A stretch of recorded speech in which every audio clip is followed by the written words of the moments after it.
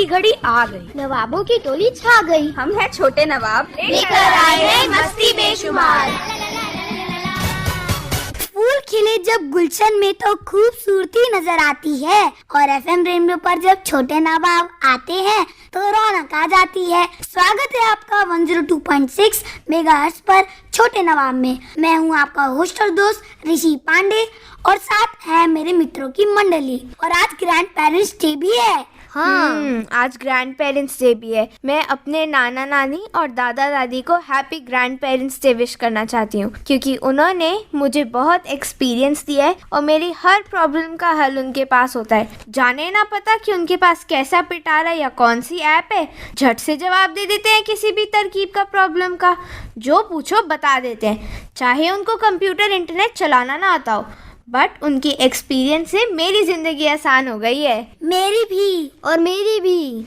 Grand parents ने तो हम सबकी जिंदगी आसान करी। सारे अपने अपने ग्रैंड पेरेंट्स का कोई किस्सा तो सुनाओ जरा। मुझे भी एक कविता सुनानी है ग्रैंड पेरेंट्स डे पर। सुना दो फिर। दादा मेरे सबसे न्यारे, हम सबको लगते हैं प्यारे, खूब ये हमें लाड लड़ाते, साथ हमारे नाचते गाते। दादा मेरे सबसे न्यारे, लगते हम सबको है प्यारे, सुबह सवेरे हमें उठाते, साथ में अपने घुमाने ले जाते। दौड़ लगाना इनको आता, योगा इनके मन को भाता, रात को हमें कहानी सुनाते, जीवन का पाठ पढ़ाते। बड़े बड़ों का करे सम्मान, यही है जीवन का आधार। दादा मेरे सबसे न्यारे, हम सबको लगते हैं प्यारे। हम दादा की गोद में खेले, उंगली पकड़कर चलना सीखे। दादा मेरे सबसे न्यारे, हम सबको लगते हैं प्यारे। धन्यवाद। बहुत बढ़िया सुनाई। हाँ, ये कविता तो बहुत अच्छी है। तुमने कहाँ पे सुनी है? मैंने ये कविता कहीं पढ़ी थी, तो मैं तुम्हारे साथ शेयर करना चाहता था, इसलिए। और मेरे पास भी थोड़ी सी इन्फॉर्मेशन है ग्रैंड पेरेंट्स डे के बारे में। तो बताओ। 11 सितंबर ग्रैंड पेरेंट्स डे के रूप में मनाया जाता है। इसे मनाने के पीछे कारण है बच्चों के साथ दादा दादी और नाना नानी का प्यारा सा बंधन, जिसे एक्सप्लेन नहीं किया जा सकता। मेरे लिए मेरे ग्रैंड पेरेंट्स किसी लाइब्रेरी से कम नहीं। मुझे उनसे बहुत सारी बातें सीखने को मिलती हैं। घर में सबसे ज्यादा एक्सपीरियंस्ड होते हैं, अच्छी अच्छी बातें सिखाते हैं। टीवी मोबाइल हो या ना हो, अगर मेरे दादा दादी मेरे साथ हो तो वो मेरे गेम्स में भी पार्टनर बन जाते हैं। लूडो कैरम तो मैं उनके साथ हमेशा से ही खेलता आया हूँ, बाकी भी कई गेम्स खेलता हूँ, तो मेरे लिए तो वो मेरे गेम सेंटर भी हैं। और पता है, मेरे मम्मी पापा हमेशा उनसे एक ही शिकायत करते हैं कि आप भविष्य से ज्यादा प्यार करते हैं, हमसे नहीं। कभी कभी तो मुझे भी ऐसा ही लगता है कि मैं ही उनका लाडला आंखों का तारा हूँ। हम सब हैं। तो अब मेरी दोस्त रूहानी आपको कुछ बताना चाहती है। रूहानी बताओ, तुम कुछ बताना चाहती थी जो। दादू के पैर में जब भी दर्द होता है और जब मैं उनको खेलने कहती हूँ, वो कभी भी मेरे को मना नहीं करते और मेरे साथ चल के खेलते हैं। तुमने सही कहा, दादा दादी नाना नानी हमारे गेम सेंटर भी होते हैं। चलो, ग्रैंड पेरेंट्स डे पे तो हमने बहुत बातें कर ली, तो एक गीत भी हो जाए। हो जाए। कौन सा? दादी अम्मा मान जाओ, दादी अम्मा मान जाओ, छोड़ो भी गुस्सा अब हंस के दिखाओ, दादी अम्मा मान जाओ। मेरे दादाजी भी एक मोटिवेशनल स्टोरी राइटर हैं। उन्होंने 38 किताबें हिंदी में लिखी हैं। आगे मेरे को याद आया, हिंदी दिवस भी आ रहा है। हिंदी दिवस पे जरा कुछ सुना दो कृदे। मैं एक अपने पूर्व प्रधानमंत्री श्री अटल बिहारी वाजपेयी जी की लिखी हुई कविता गूंजी हिंदी विश्व में सुनाने वाला हूँ। गूंजी हिंदी विश्व में, स्वप्न हुआ साकार, राष्ट्र संघ के मंच से हिंदी का जयकार। हिंदी में बोला, देख स्वभाषा प्रेम, विश्व अचरज से डोला, कह कह दो कविराय, मेम की माया टूटी, भारत माता धन्य, स्नेह की सरिता फूटी।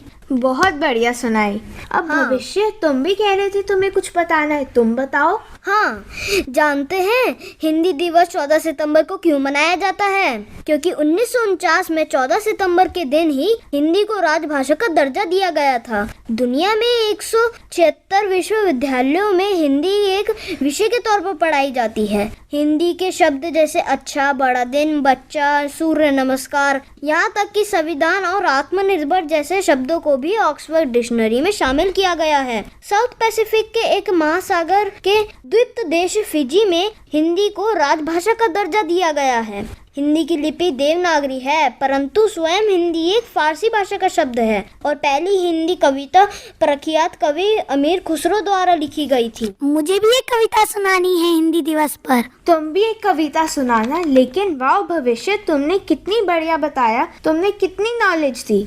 हमें काफी गर्व होता है कि हम खुद को हिंदुस्तानी कहलाते हैं और हमारी मातृभाषा हिंदी है। हाँ। अब तुम अपनी कविता सुनाओ।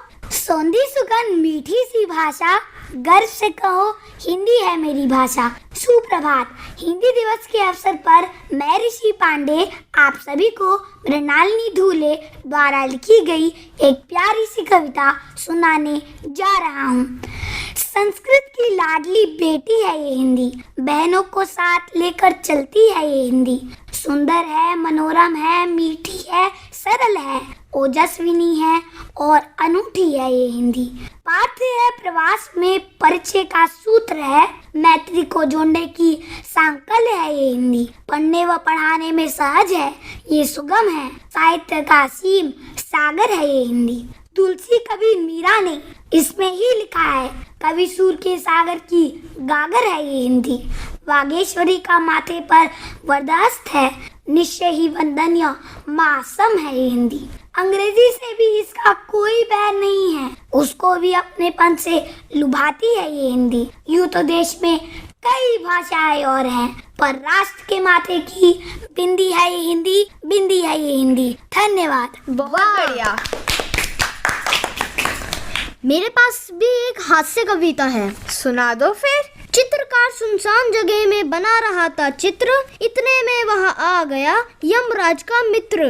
उसे देखकर चित्रकार के तुरंत उड़ गए होश, नदी पेड़ पत्तों का ना रहा होश। फिर उसने अकल लगाई, देख उसे चुपचाप, बोला सुंदर चित्र बना दूं, बैठ जाइए आप। डकरू मुकरू बैठ गया वो सारे अंग बटोर, बड़े ध्यान से लगा देखने चित्रकार की ओर। चित्रकार ने कहा हो गया आगे का अब तैयार, अब मुंह आप उधर तो करिए जंगल के सरदार। बैठ गया पीठ फिराकर चित्रकार की ओर, चित्रकार चुपके से खिसका जैसे कोई चोर। तो क्या सीखा, जहाँ बल हार जाता है वहाँ चतुराई काम आती है। बहुत बढ़िया। टिक टिक टिक घड़ी ने बता दिया है कि अब वक्त हो गया है जाने का। फिर मिलेंगे इसी फ्रीक्वेंसी पर, इसी प्रोग्राम में। Till then take care, bye bye. Bye bye. आ गए हैं छोटे नवाब, स्वागत नहीं करेंगे आप? तो करी रेनबो को ट्यून संडे शाम 7:15 बजे।